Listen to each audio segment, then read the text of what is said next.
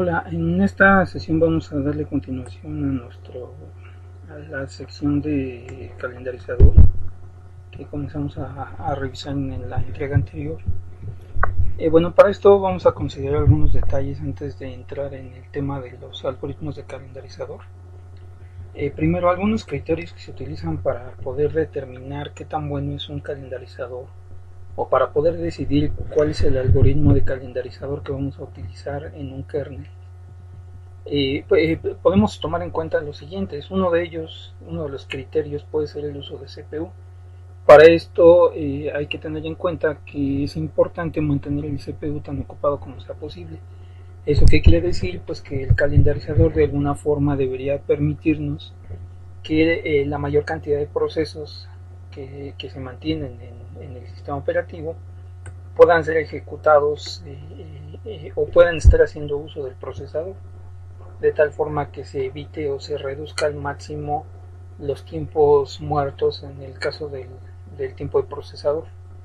Otro de los criterios que pueden ser importantes tiene que ver con el rendimiento, el throughput, el cual nos sirve para determinar el número de procesos completados por unidad de tiempo, que eso nos permitiría determinar qué tan bueno es un calendarizador dependiendo del tipo de rendimiento que presenta o el tipo de rendimiento que muestra en la ejecución de procesos. Otro detalle importante también que puede tomarse en cuenta cuando elegimos un calendarizador es el tiempo de ejecución. Cuando hablamos de tiempo de ejecución, hablamos del tiempo que transcurre, el intervalo de tiempo que transcurre desde que se crea el proceso, desde que se dispara la aplicación y comienza a ejecutarse hasta su finalización. Para esto pues vamos a tener que tomar en cuenta el tiempo en el cual el proceso se encuentra en la cola ready, más el tiempo de procesador que utiliza, es decir, el tiempo en el cual se encuentra en ejecución, más el tiempo de espera que se introduce cuando se llevan a cabo operaciones de entrada y salida. Entonces, en el caso del tiempo de ejecución, estaríamos hablando de la suma de todos esos tiempos. Otro de ellos tiene que ver con el tiempo de espera. En este caso, este término hace referencia al tiempo total que un proceso se encuentra en espera en la cola ready. Para esto, para entender un poquito este término, voy a hacer referencia a uno de los diagramas que comentamos en la entrega anterior, en la cual teníamos nosotros una lista de procesos, un conjunto de procesos en la cola del scheduler de corto plazo. ¿Sí? Es decir, un conjunto de procesos que están listos para ejecutarse. Comentábamos que en esta cola, en este caso, podemos nosotros aquí identificar al menos tres estados. Uno que sería el estado de ejecución, es decir, cuando un proceso se encuentra haciendo uso del procesador. Otro que era el estado ready, en el cual el proceso se encuentra en la cola del scheduler de corto plazo, pero está a la espera de que pueda hacer uso del procesador. Y otro más que comentábamos que ya no tiene que ver con nuestro calendarizador, ahorita les comento un par de detalles sobre eso, era el estado de espera en el cual el proceso podemos considerar que se elimina de la cola de procesos del scheduler de corto plazo y se coloca en una cola diferente mientras queda a la espera de completar, por ejemplo, una operación de entrada y salida, mientras queda a la espera de algún evento. Puede ser por ejemplo, la finalización de una operación de entrada y salida, o puede ser, por ejemplo, en el caso de un proceso padre, la finalización de su proceso hijo, por ejemplo. ¿Sí? En todo caso, pues el proceso queda en espera. Ese tipo de procesos y ese estado no lo consideramos nosotros para el caso de los algoritmos de calendarizador que vamos a comentar. ¿Sí? Entonces, cuando hablamos del tiempo de espera, en el caso del calendarizador, estamos hablando, por ejemplo, del tiempo que pasa este proceso, el proceso 100, en esta cola, esperando hasta que le toca su turno y puede hacer uso del procesador. ¿Sí? Eso se conoce como tiempos de espera. Para el caso, en el contexto de los algoritmos de calendarizador, vamos a pensar en esos tiempos de espera como los tiempos en los cuales el proceso está aquí hasta que en algún punto ya el calendarizador le asigna el uso del procesador. ¿Sí? Entonces los tiempos de espera lo que hacemos es considerar todo el tiempo que el proceso se mantiene en la cola de procesos en estado ready, es decir, listo para ejecutarse, pero está esperando a que pueda hacer uso del procesador. Y otro criterio más puede ser el tiempo de respuesta. ¿Sí? Una vez que comenzamos nosotros a ejecutar un proceso, una vez que mandamos a ejecutar el proceso, el tiempo de espera en ese caso sería el tiempo en el cual un usuario, ¿sí? Que puede ser por ejemplo otro proceso o puede ser una persona, queda a la espera de que el proceso comience a ejecutarse y comience a ser capaz de responder a algún tipo de evento. Por ejemplo, un caso en el cual puede ser bastante claro es cuando tenemos un sistema operativo interactivo, por ejemplo, para un dispositivo móvil. ¿Sí? Nosotros disparamos disparamos el proceso, iniciamos la ejecución de la aplicación y el tiempo de espera o el tiempo de respuesta sería el tiempo en el que nosotros tenemos que esperar hasta que el proceso es capaz de responder, por ejemplo, a un toque que hacemos en la pantalla, por ejemplo. ¿Sí? El tiempo en el cual el proceso ya está listo para comenzar a generar una respuesta. Entonces son algunos de los criterios que se pueden considerar. Eh, bueno, algunos otros detalles que se tienen que tomar en cuenta para el caso de los algoritmos de calendarizador o algoritmos de scheduler o algoritmos de planificación, que si recuerdan de la entrega anterior comentábamos que también se les conoce de esta forma. Algunos otros detalles que hay que considerar es que este tipo de algoritmos se utilizan para implementar el calendarizador de corto plazo. ¿Sí? Es decir, son algoritmos que, como veíamos en el esquema que mostramos hace un momento, se utilizan para determinar cuál es la forma en la cual los procesos que se encuentran en esta cola van a ser atendidos. ¿Sí? Si vamos a tomar en cuenta prioridades, vamos a tomar en cuenta, por ejemplo, el tamaño del proceso, el tamaño de las ráfagas de procesador de cada uno de los procesos, entre otras cosas, por ejemplo. ¿Sí? De qué manera vamos a ir haciendo esta asignación del procesador a cada uno de los procesos que se encuentran aquí. Estos algoritmos, les vuelvo a repetir, no se utilizan para los procesos que se encuentran en esta cola. Para esto, por ejemplo, vamos a platicar más adelante de la forma en la cual se manejan la memoria virtual, ¿sí? Que es un caso en el cual es la parte en la cual vamos a comentar algunos detalles acerca de este tipo de procesos se encuentran en la espera, y también cuando platicamos por ahí de algunos detalles que tienen que ver con la entrada y salida. ¿Sí? Por ahí vamos a encontrarnos algunos detalles importantes acerca de la forma en la cual se manejan estos procesos. Pero entonces, regresando a lo que comentábamos hace un momento acerca de los algoritmos de calendarizador, estos algoritmos solamente se implementan para esta parte, ¿sí? Solamente para el calendarizador de corto plazo. Entonces, esos algoritmos solamente tienen que lidiar con la cola de procesos que se encuentran en el estado ready. Para revisar las características o la eficiencia o las ventajas y desventajas de este tipo de algoritmos, lo que hacemos entonces es considerar las ráfagas de CPU de los procesos.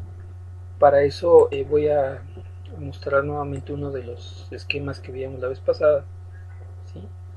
En el cual se muestra una forma en la cual podemos nosotros modelar un proceso en general. Si recuerdan, comentábamos que los procesos se pueden modelar como un conjunto de instrucciones de CPU, se le conoce como ráfaga de CPU, seguido de una ráfaga de entrada y salida en la cual llevamos a cabo nosotros operaciones o solicitamos nosotros la ejecución de operaciones de entrada y salida. Si lo revisamos con detalle, se van a dar cuenta ustedes que cuando se ejecuta esta ráfaga de CPU, el proceso se encuentra en el estado ready, ¿sí? Ya sea que esté a la espera del procesador o que esté haciendo uso del procesador, pero se va a encontrar formado en la cola de procesos del calendarizador de corto plazo. Una vez que pasa a esta parte, a esta sección, a la ejecución de sus operaciones de entrada y salida o ejecutar su ráfaga de entrada y salida, el proceso se elimina de la cola de estado ready, ¿sí? ¿sí? Se elimina de la cola de procesos que atiende el calendarizador de corto plazo y se coloca en estado de espera. En el momento que pasa a esta parte, ese proceso ya no lo consideramos para la ejecución del algoritmo de calendarizador. ¿Sí? Es decir, si modelamos los procesos de esa forma, entonces lo que tenemos nosotros es que cada uno de los procesos que se ejecuta en un procesador se encuentra en algún momento en la cola de estado ready o en la cola del calendarizador de corto plazo, ¿sí? Y eventualmente, por ejemplo, cuando solicita una operación de entrada y salida, ese proceso sale de aquí, termina de ejecutar una de sus ráfagas de CPU, ¿sí? Se va a un estado diferente, ¿sí? A una cola diferente, a la espera de que sus operaciones de entrada y salida finalicen. Una vez que finalizan, entonces consideramos que la ráfaga de entrada y salida de ese proceso se finalizó y lo devolvemos a la cola de estado ready para que ejecute la siguiente ráfaga de CPU. Bueno, cuando nosotros revisamos la eficiencia de un algoritmo de calendarizador, lo que vamos a hacer es considerar únicamente las ráfagas de CPU que contiene el proceso, ¿sí? No las ráfagas de entrada y salida, solamente las ráfagas de CPU, ¿sí? Entonces, cuando hablemos nosotros del tamaño de un proceso en este contexto, nos estamos refiriendo al tamaño de su ráfaga de CPU que se va a ejecutar a continuación o que se está ejecutando en este momento. Bueno, ahora respecto a los algoritmos, algunos de los algoritmos que se utilizan para implementar el calendarizador o el planificador, entre ellos tenemos, por ejemplo, el algoritmo conocido como FCFS. ¿Sí? Este algoritmo lo que hace es, el comportamiento que tiene es que va ejecutando los procesos en el orden en el que fueron llegando. ¿Sí? Se asigna tiempo de procesador a los procesos en el orden en el que se encuentran colocados en la cola del calendarizador de corto plazo. Cada vez que llega un proceso, ese proceso se coloca al final de la cola. Este tipo de calendarizador se puede implementar haciendo uso de una estructura de tipo FIFO, un tipo de dato abstracto conocido como FIFO, en el cual el primer elemento o el elemento que se encuentra a la cabeza de una cola es el que se atiende. Una vez que se atiende, ese elemento, si requiere volver a ejecutarse, se tiene que enviar al final de la cola, de la misma forma que funciona una cola del supermercado, por ejemplo. Se atiende a una persona, una vez que ya se despachó a esa persona, entonces si requiere nuevamente llevar a cabo o necesita nuevamente realizar una compra, pues se tiene que colocar al final de la fila. ¿Sí? Bueno, bueno, si consideramos nosotros una fila de ese tipo, ¿sí? Una estructura de tipo FIFO, el procesador siempre se asigna únicamente, ¿sí? Únicamente al proceso que se encuentra a la cabeza de la cola. ¿Sí? Este algoritmo no considera la posibilidad de llevar a cabo la ejecución en un orden diferente, solamente se ejecuta el proceso que se encuentra en la cabeza de la cola. Bueno, algunas de las desventajas que puede tener este algoritmo es que el tiempo promedio de espera puede ser muy grande. Ahorita vemos algún ejemplo. Y otro detalle es que para que este algoritmo se pueda implementar, se requiere necesariamente que sea apropiativo, es decir, necesitamos un kernel, necesitamos que sea no apropiativo. ¿Sí? Necesitamos un kernel no apropiativo y eso en algunos casos puede llegar a ser una desventaja dependiendo del uso que le estamos dando a nuestro sistema operativo, dependiendo del tipo de aplicación que estamos nosotros ejecutando o del tipo de aplicación que requerimos del sistema operativo. Un ejemplo puede ser el siguiente. Vamos a suponer que tenemos nosotros tres procesos. Estos tres procesos y cada uno de estos indica el tamaño de la ráfaga de CPU actual que se va a ejecutar de cada uno de estos procesos. ¿Sí? ¿Qué quiere decir esto? Por ejemplo, el proceso 1 tiene una ráfaga de tamaño 24. Para fines del ejemplo podemos considerar que esto está dado en tiempo, por ejemplo podrían ser milisegundos. Entonces el proceso 1 requiere ejecutar una ráfaga de instrucciones de CPU que para poder completarse requiere 24 milisegundos. Eso es lo que significa esto. El proceso 2 tiene una ráfaga actual de 3 milisegundos y el proceso 3 una ráfaga de 3 milisegundos. Eso no quiere decir necesariamente, si recuerdan el ejemplo en el cual modelábamos el proceso como una secuencia de ráfagas de CPU y ráfagas de procesador, ráfagas de CPU y ráfagas de entrada y salida. Esto no quiere decir necesariamente que este sea el tamaño total del proceso. Esto lo que me indica es que el proceso 1, por ejemplo, tiene una ráfaga que requiere 24 milisegundos y a continuación pueden ocurrir dos cosas. Una de ellas es que el proceso finalice o bien que el proceso requiere una operación de entrada y salida después de esta ráfaga de CPU. ¿Sí? Entonces, bueno, ahora vamos a suponer que los procesos se reciben justo en este orden. Entonces, los procesos en la cola de estado ready van a estar formados de esta manera. Se va a tener que atender primero el proceso 1, después el 2 y el 3. Ahora, si representamos nosotros la ejecución de los procesos utilizando un diagrama de Gantt o una línea de tiempo, ¿sí? Podríamos modelarlo de esta forma, en la ejecución de estos procesos o de estas ráfagas. Primero, como el proceso 1 se encuentra a la cabeza de la cola, lo que hacemos es proporcionarle el procesador en primer lugar. Entonces, en el tiempo 0 en nuestro diagrama de Gantt se comienza a ejecutar el proceso 1. Como su ráfaga es de tamaño 24, entonces este proceso termina de ejecutarse en el tiempo 24. ¿Sí? En este punto, esta ráfaga ya finalizó. A continuación, tomamos el siguiente proceso, lo comenzamos a ejecutar y ese proceso inicia su ejecución en el tiempo 24 y la finaliza en el tiempo 27, y lo mismo hacemos con el proceso 3. Ahora, si tomamos nosotros en cuenta los tiempos de espera, el tiempo promedio de espera, ¿sí? Los tiempos promedio los podríamos medir de la siguiente forma. Para el proceso 1, dado que es el primero, el tiempo de espera fue de 0 milisegundos. ¿Sí? No tuvo que esperar para poder hacer uso del procesador. El proceso 2, para poder comenzar a ejecutarse, tuvo que hacer una espera de 24 milisegundos. Eso suponiendo que los tres procesos se encuentran en la cola en el momento que comenzamos la ejecución. Ahora, en el caso del proceso 3, tuvo que hacer una espera de 27 milisegundos mientras se ejecutaba el proceso 1 y el proceso 2. Y entonces el tiempo promedio de espera sería la suma de esos tiempos dividido entre 3, lo cual nos da un valor de 17. ¿Sí? Eso para los tiempos de espera, para estos tres procesos en particular, suponiendo que el orden en el que se reciben es este de aquí. ¿Sí? Entonces, bueno, eso serían el tiempo promedio de espera para esos procesos.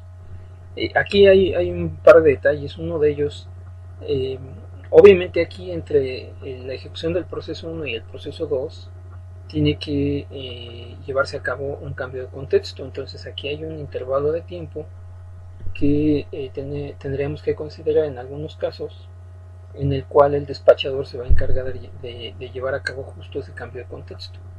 Por lo pronto, para los ejemplos que vamos a ver a continuación, vamos a omitir esos tiempos y más adelante los comentaremos.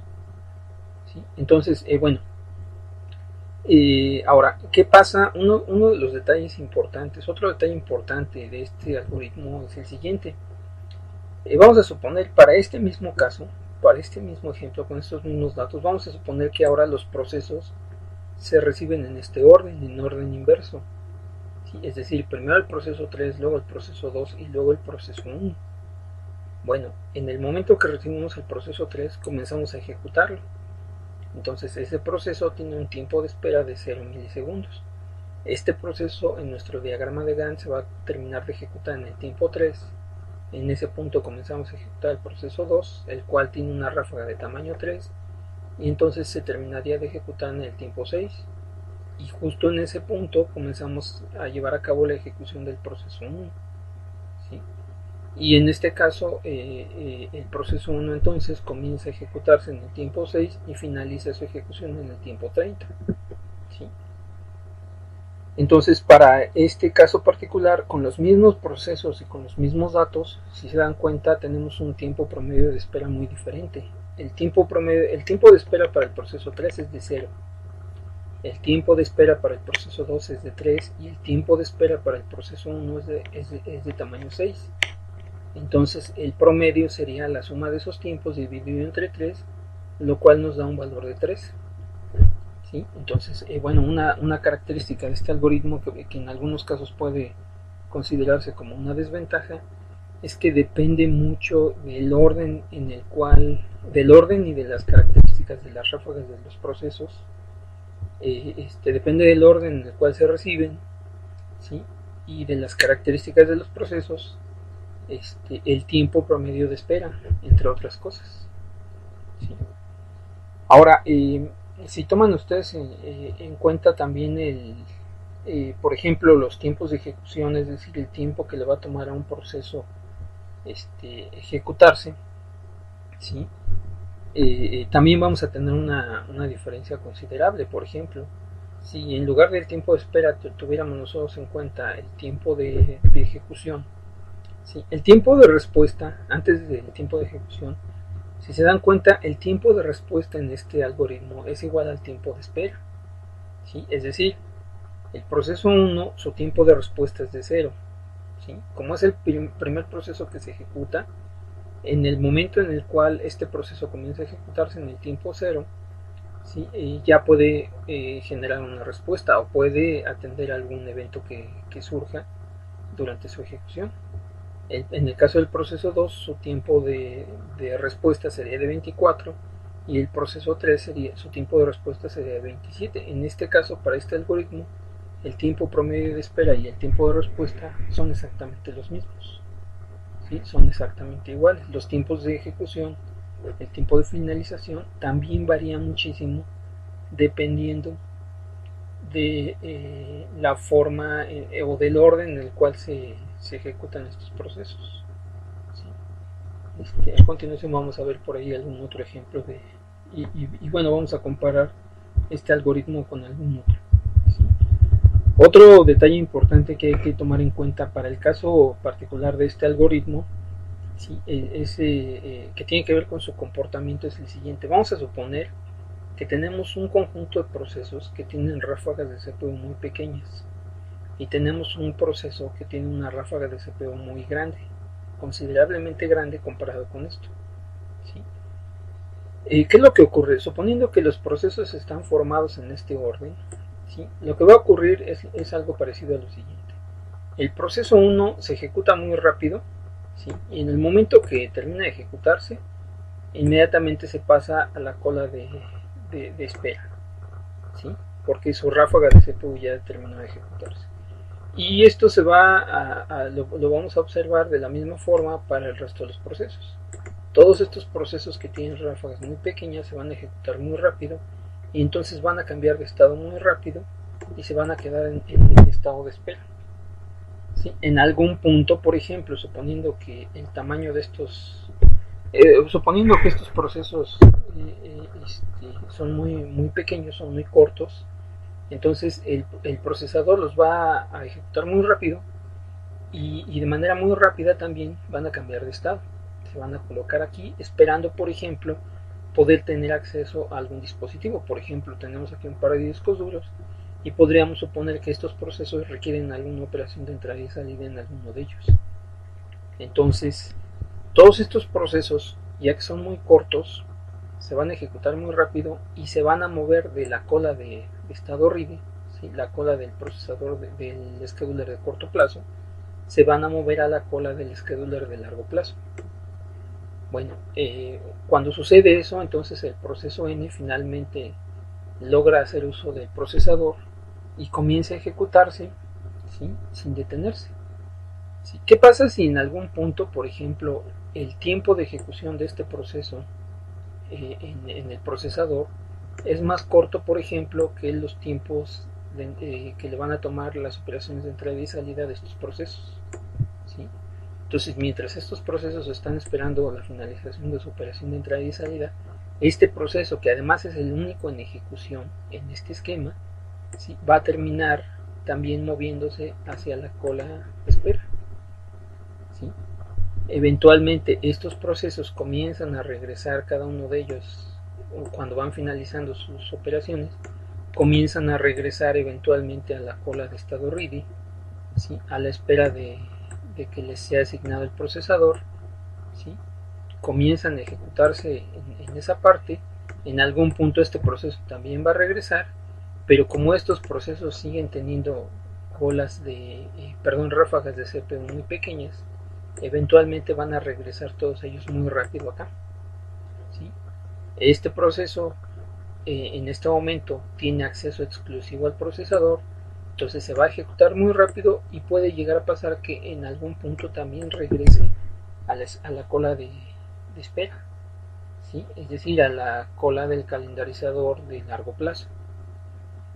Bueno, este comportamiento se conoce como efecto convoy, ¿sí? Que es uno de los detalles, uno de los comportamientos del algoritmo FCFS, ¿sí?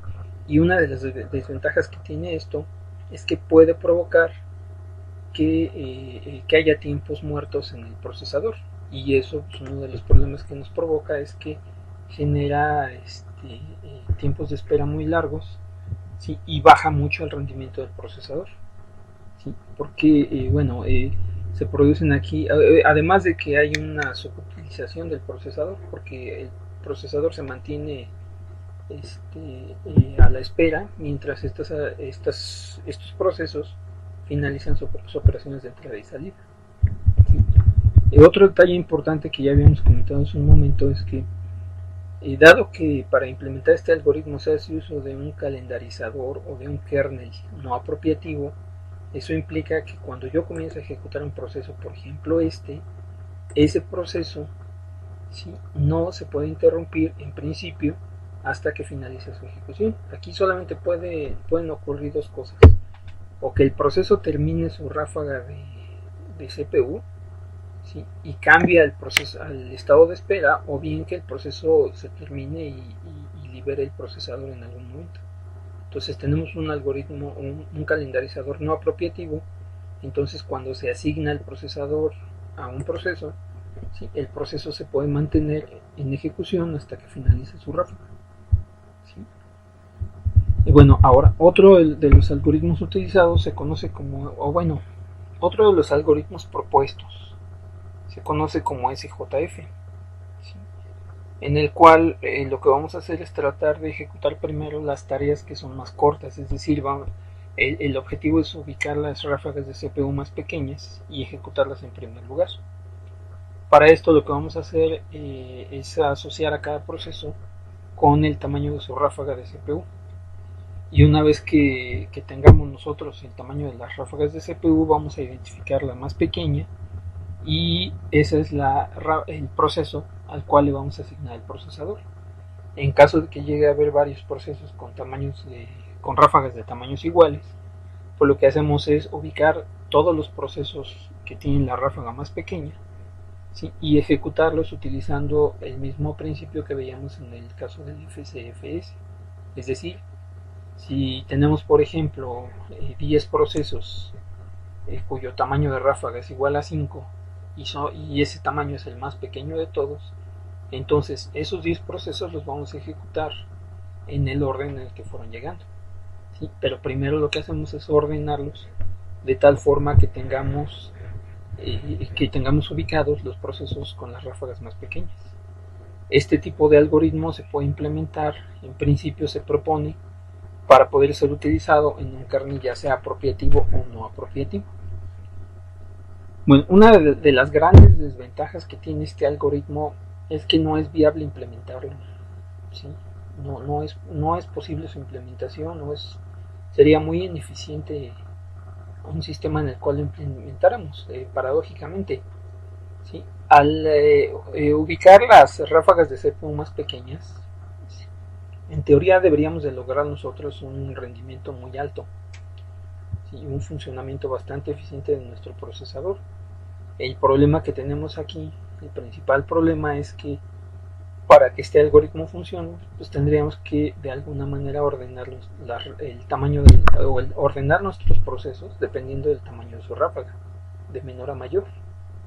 Y eso implica entonces ejecutar un algoritmo que se encargue de revisar el tamaño de la ráfaga de CPU de cada uno de los procesos, ¿sí?, que en principio no hay forma de determinarlo, ¿sí? Y a continuación, una vez que ya tengamos nosotros el dato del tamaño de la ráfaga, ordenarlos de menor a mayor, ¿sí?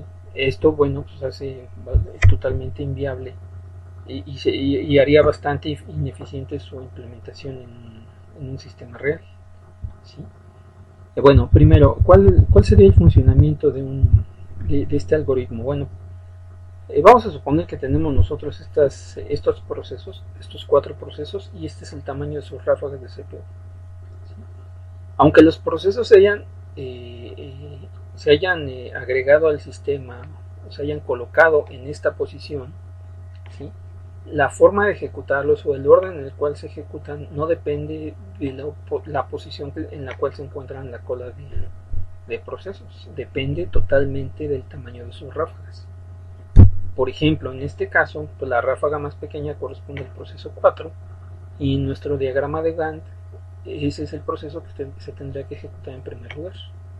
Una vez que finalice, por ejemplo, en nuestro diagrama de Gantt en el tiempo 3, que corresponde al tamaño de su ráfaga, ahora tenemos que ubicar el siguiente proceso más pequeño de los que restan, que en este caso tendría que ser el proceso 1, que tiene una ráfaga de tamaño 6. Lo ejecutamos y una vez que finaliza en el tiempo 9, ejecutamos el siguiente, que sería el proceso 3, y finalmente el proceso más grande, que en este caso correspondería al proceso 2, que tiene una ráfaga de tamaño 8. Bueno, si tomamos los tiempos de espera, sí, podemos encontrar lo siguiente. Por ejemplo, para el proceso 1 tenemos un tiempo de espera de 3. Para el proceso 2 tenemos un tiempo de espera de 16. Para el proceso 3 tenemos un tiempo de espera de 9 y para el proceso 4 tenemos un tiempo de espera de 0. Entonces el tiempo de espera promedio sería la suma de los tiempos de espera dividido entre 4, que en este caso nos da un valor de 7. ¿Sí? Si nosotros ejecutáramos estos procesos en el orden en el cual aparecieron, en este orden, ¿sí? Utilizando el algoritmo FCFS para poder ejecutarlos o para determinar la forma de ejecutarlos, lo que obtenemos nosotros, si hacemos las cuentas con estos datos, es un tiempo de espera diferente. Para el caso de FCFS, el tiempo de espera para estos mismos procesos sería de 10.25.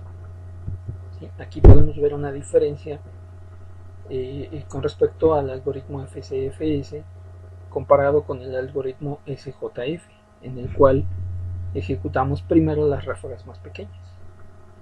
¿Sí? Entonces, bueno, en teoría este algoritmo sería bastante eficiente. El problema que tenemos es que de antemano tenemos que saber, ¿sí? Tenemos que conocer el tamaño de las ráfagas de cada uno de los procesos, que eso es algo muy difícil de obtener. De hecho, sería muy complicado obtener. Entonces, bueno, en la práctica pues es bastante inviable. ¿Sí? Entonces el algoritmo no se puede implementar, no es viable implementarlo, sería muy ineficiente. ¿Sí? Pero sí es posible llevar a cabo una aproximación, ¿sí? con un decaimiento exponencial, ¿sí? Que es como se le conoce a la forma en la cual se puede aproximar ese algoritmo. Bueno, para esto les voy a encargar una tarea en la cual van ustedes a averiguar cuál es la forma, van a describir la forma en la cual se puede aproximar este algoritmo, ¿sí? Cuál es el comportamiento de esa aproximación, y para ejemplificarlo van a considerar un caso en el cual tienen un valor inicial para la predicción inicial, ¿sí? De 8, ¿sí? Y un valor de 0.7 para el parámetro que determina el peso de las ráfagas medidas y el peso de las ráfagas obtenidas. Ya que revisen el algoritmo o el procedimiento, van a saber a qué se refieren estos datos, ¿sí? Y además van a considerar un conjunto de procesos con ráfagas de este tamaño, ¿sí? Como referencia, pues pueden consultar el libro de uno de los textos que sugerimos para el curso, el libro de Silver's Chat. ¿Sí? En el capítulo 5, la sección 5.3 para la 10ª edición, ahí pueden encontrar información al respecto. Entonces lo que hay que hacer es describir la forma en la cual se lleva a cabo esta aproximación, y para ejemplificarlo hay que ver el comportamiento que tendría un escenario como el que se describe aquí, con estos procesos y con estos valores, este valor para la predicción inicial y este valor para el parámetro que determina el peso de las ráfagas medidas y de las predicciones. ¿Sí? La fecha de entrega de esto sería el jueves 29. ¿Sí? Entonces tenemos un poquito más de una semana para finalizar. Bueno, ahora otro algoritmo más que también se puede considerar para la implementación de un scheduler es conocido como round robin. ¿Sí? En el caso del round robin, los procesos se agregan siempre al final de la cola, ¿sí? de la misma manera que se hace la ejecución en principio va a llevarse a cabo de la misma forma que en el caso del FCFS. Todos los procesos cuando llegan al estado ready se colocan al final de la cola, pero en este caso, a diferencia de FCFS, se hace uso de un calendarizador apropiativo, es decir, una vez que yo comienzo a ejecutar un proceso, tengo la posibilidad de interrumpirlo para llevar a cabo alguna otra tarea. En este caso, a diferencia del FCFS, dado que el calendarizador el calendarizador es apropiativo, ¿sí? Un proceso no puede conservar el procesador por un tiempo indeterminado. De hecho, para poder llevar a cabo la ejecución de los procesos, se define una unidad conocida como quantum o ranura de tiempo, ¿sí? Y la idea sería la siguiente: yo tomo una lista de procesos, los ejecuto en el orden en el que se encuentran en la cola de procesos, y a cada uno de ellos le voy a asignar un máximo de tiempo igual al quantum o a la ranura de tiempo que definí. ¿Sí? El quantum o la ranura de tiempo no es otra cosa más que un intervalo de tiempo, generalmente tiene un valor entre 10 y 100 milisegundos, y eso determina el tamaño máximo de tiempo, ¿sí? El tiempo máximo que le podemos dar a un proceso. Una vez que llegue al final de su quantum, un proceso, inmediatamente lo que hacemos es despacharlo, es decir, llevamos a cabo un cambio de contexto haciendo uso del despachador y le asignamos un quantum al siguiente proceso. Todos estos procesos se manejan a través de una cola circular, ¿sí? Y los procesos siempre se van a ejecutar en el orden en el que están colocados en esa cola, otorgándoles a todos ellos un máximo de tiempo igual al quantum que se definió. Para implementar este tipo de algoritmos se hace uso también de una estructura FIFO, de la misma forma que en el caso del FCFS, ¿sí? Y para cuando se está ejecutando un proceso, ¿sí? Hay dos formas en las cuales se puede llevar a cabo un cambio de contexto. Una de ellas es que se finalice el tamaño del quantum, es decir, el tiempo que tiene asignado el proceso, o bien que el proceso de manera voluntaria decida liberar el CPU. ¿Sí? Ahorita vemos un ejemplo. Una de las desventajas que tiene este algoritmo es que el tamaño del quantum puede afectar varias cosas, entre ellas el rendimiento, como vamos a ver a continuación. Bueno, en principio la forma de ejecutarlo es la siguiente. Vamos a suponer que tenemos el mismo caso que teníamos para el algoritmo FCFS. Vamos a suponer el mismo escenario. Tenemos estos tres procesos, ¿sí? Y los tamaños de ráfaga son iguales que para el caso de FCFS. Ahora, aquí, para la ejecución de este algoritmo, vamos a tener que definir un tamaño para el quantum, es decir, un intervalo de tiempo máximo que podemos asignarle el procesador a un proceso. Entonces, bueno, para el ejemplo vamos a considerar un quantum de tamaño 4, ¿sí? Y entonces la ejecución de los procesos se lleva a cabo en el orden en el que se recibieron. Recuerden, cada vez que llega un proceso, ese proceso se agrega siempre al final de la cola, y vamos atendiendo los procesos en el orden en el que se encuentran en la cola, ¿sí? Pero bueno, aquí el detalle importante es el siguiente. Bueno, en primer lugar, en nuestro diagrama de Gantt, en el tiempo cero, asignamos el procesador al proceso 1, que es el primero que tenemos en la cola. Entonces colocamos el proceso 1 aquí, ese proceso se comienza a ejecutar.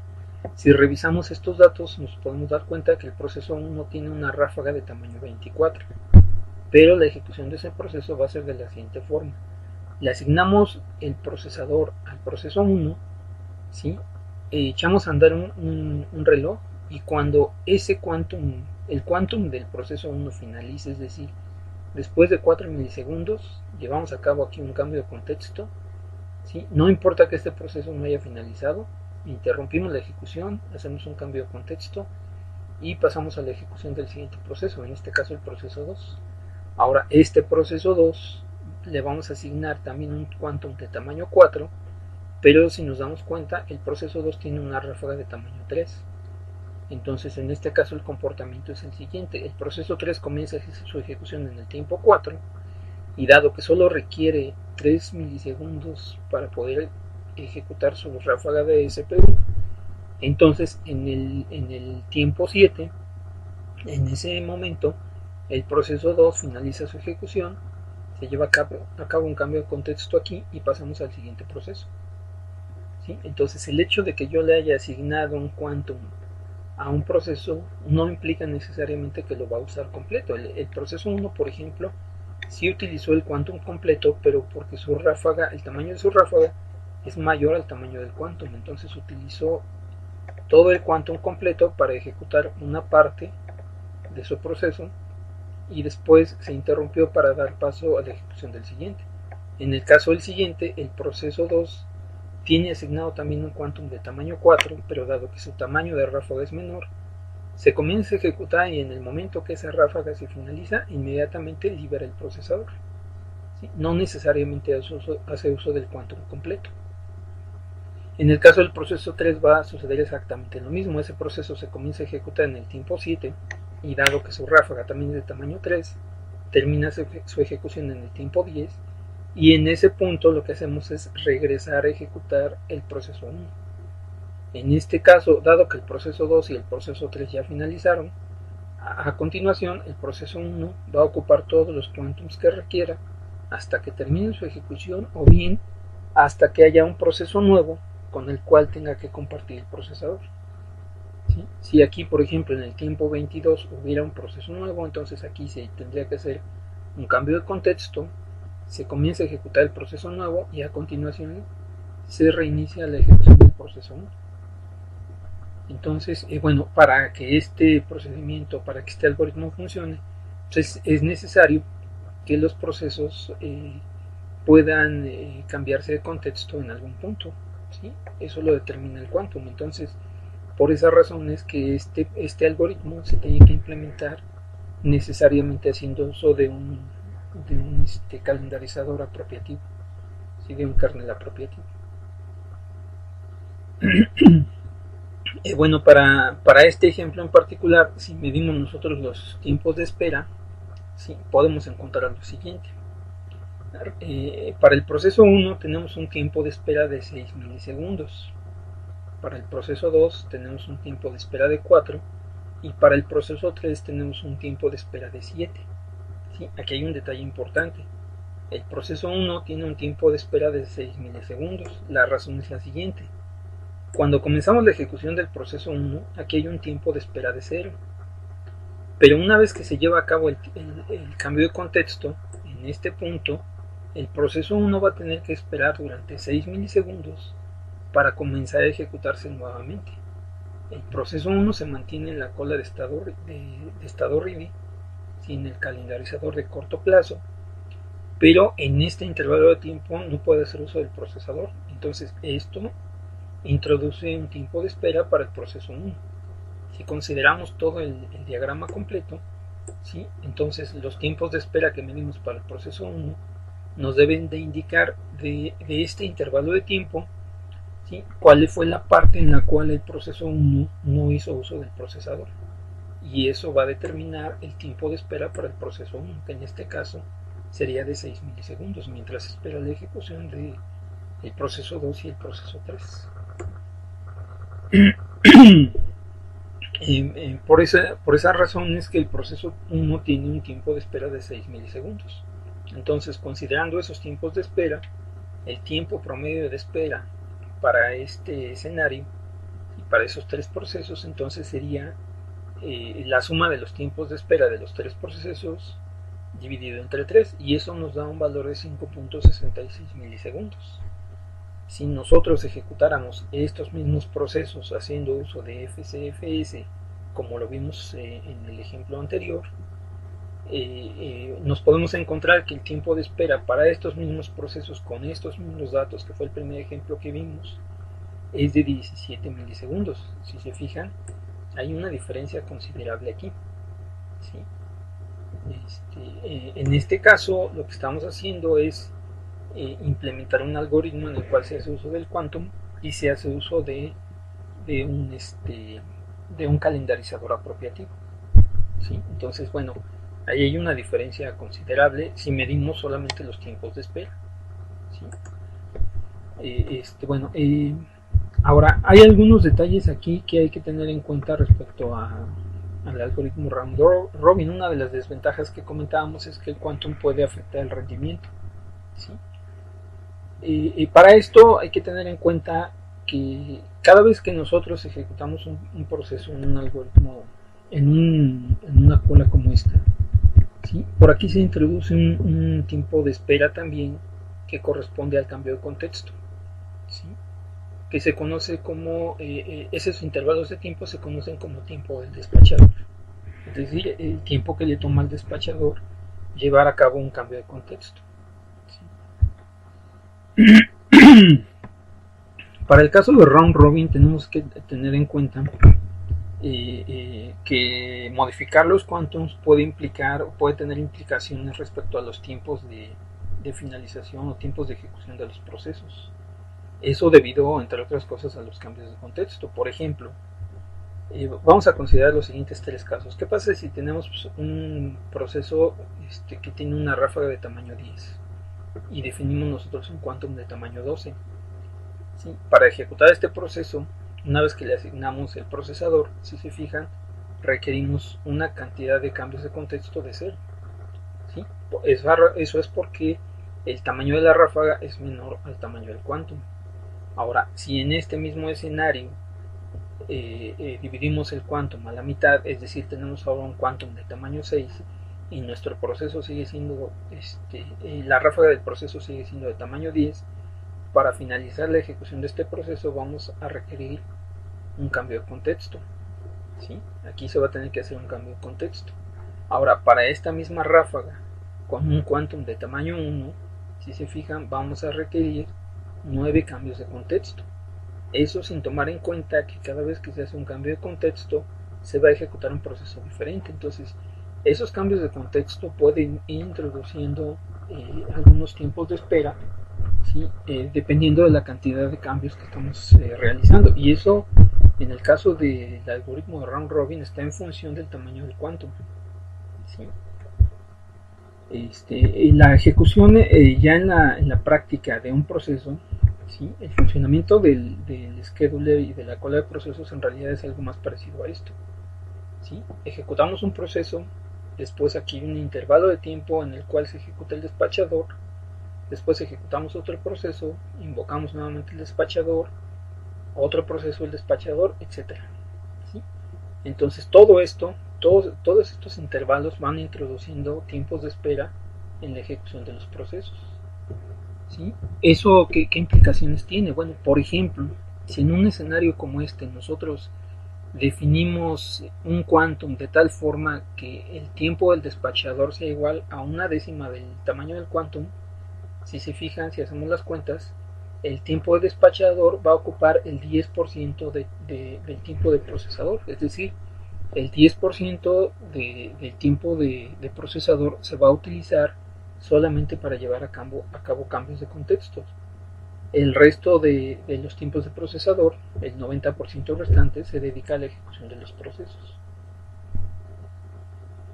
¿Qué pasa, por ejemplo, si nosotros definimos un quantum de tal forma que sea igual, ¿sí?, al tamaño del tiempo que le toma al despachador llevar a cabo el cambio de contexto?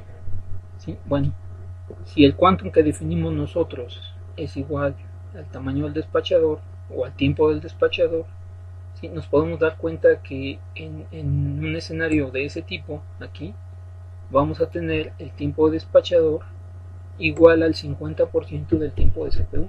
Es decir, cuando nosotros definimos un quantum cuyo tiempo es igual al tiempo de despachador, la mitad del tiempo de procesador lo vamos a dedicar únicamente a llevar a cabo cambios de contexto, ¿sí? Entonces, la manera en la cual definimos nosotros ese quantum, ¿sí?, influye también en la manera en la cual, o en el rendimiento de nuestro sistema, en la forma en la cual vamos nosotros ocupando el tiempo de procesador. Para un quantum muy grande, ¿sí?, el tiempo de despachador se vuelve cada vez más pequeño, ¿sí? Incluso podríamos nosotros ignorarlo. Cuando tenemos un quantum muy pequeño, muy parecido al tiempo del despachador, ¿sí?, el intervalo de tiempo que consume el despachador se vuelve cada vez más grande, y entonces esto introduce tiempos de espera muy grandes, y eso vuelve muy ineficiente a nuestro procesador, ¿sí? Ahora, si tomamos en cuenta, por ejemplo, también los tiempos de ejecución, el tiempo promedio de ejecución, ¿sí?, el quantum también influye en el rendimiento del sistema. Por ejemplo, consideran un escenario como el siguiente, en el cual tenemos 3 procesos con ráfagas de tamaño 10. Si yo defino un quantum de tamaño 1, el tiempo promedio de ejecución va a ser de 29. ¿Sí? Si hacen el diagrama de Gantt y después calculamos nosotros el tiempo que le toma a un proceso terminar de ejecutarse, ¿sí?, y nos vamos a dar cuenta de que el tiempo promedio va a ser de 29. Si ahora nosotros incrementamos el quantum, por ejemplo, a 10 para ese mismo escenario, ¿sí?, el tiempo promedio de ejecución se reduce a 20, ¿sí?, que sería el tiempo que le toma al procesador finalizar estos 3 procesos, estas 3 ráfagas de tamaño 10. ¿Sí? Entonces, el tamaño del quantum también influye en el tiempo total de ejecución de los procesos, ¿sí? Otro detalle que podemos notar es que si tenemos nosotros un quantum muy grande, ¿sí?, imagínense que todas sus ráfagas de todos sus procesos son de tamaño 20, por ejemplo, el máximo, ¿sí?, y ustedes definen un quantum de tamaño 25, en ese caso, este algoritmo, ¿sí?, cada vez se va pareciendo más a FCFS. Si definimos un quantum muy grande, ¿sí?, entonces ese quantum debería ser suficiente para que cada vez que le asigno yo el procesador a un proceso, ese quantum sea suficiente para ejecutar completo. Entonces, en ese caso, este algoritmo round robin se convierte en el algoritmo FCFS cuando tenemos un quantum que supera el tamaño de la ráfaga más grande. Y bueno, como ya vimos, este algoritmo FCFS puede ser muy ineficiente en algunos casos, ¿sí?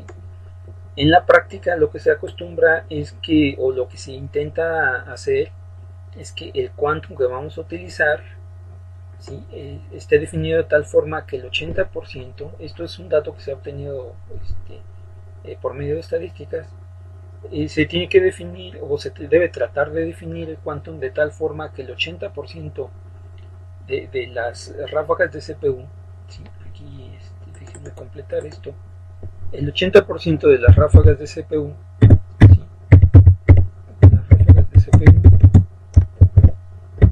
¿sí?, deben ser más cortas que el tamaño del quantum, ¿sí?